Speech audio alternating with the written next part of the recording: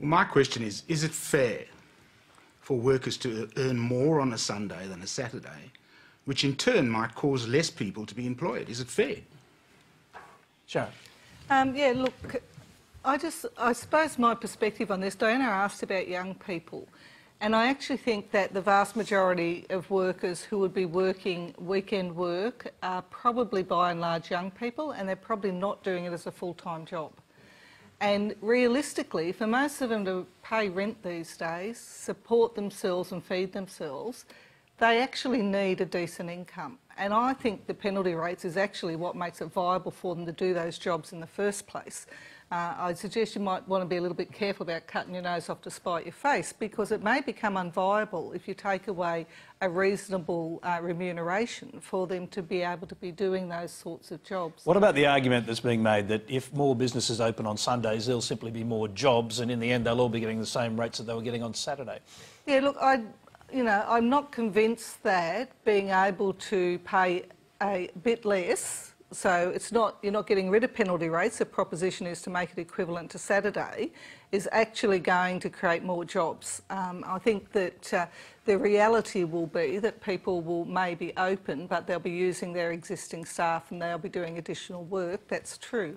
But my point, and I say this to businesses in my own area when I chat to them about this, somebody else's worker earning a decent income is your customer. And for these people in that sort of employment, they're actually people who spend almost all their income because they're on fairly low incomes.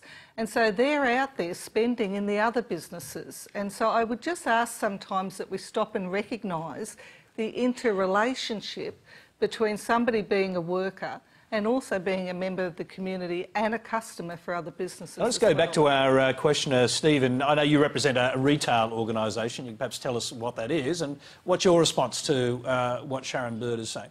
Well, we have a number of stores.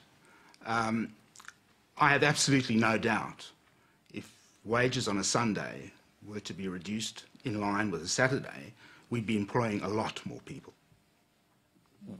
Sharon? And to pay someone more at the expense of a whole lot of other people is a strange thought process. I don't know.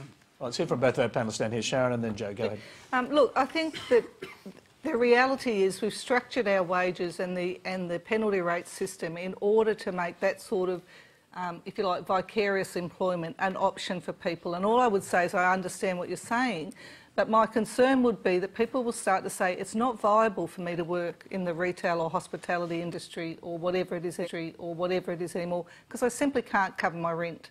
And so the penalty rates actually make it a viable opportunity, particularly for young people while they're studying or trying to break into employment.